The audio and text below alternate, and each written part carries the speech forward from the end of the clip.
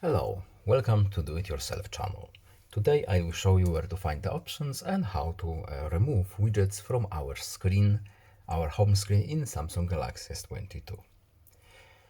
Widgets are these little gadgets right here, for example, weather, clocks, calendars, etc. How to remove them? We simply tap and hold until we see this menu and use remove. Of course, we can just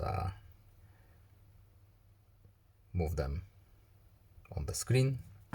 We can also make them bigger, smaller, but to remove we simply use remove function, and that's it. To add them back we have to tap and hold, and we have widgets menu right here, and we can add them again, add, and move on the screen wherever we need to.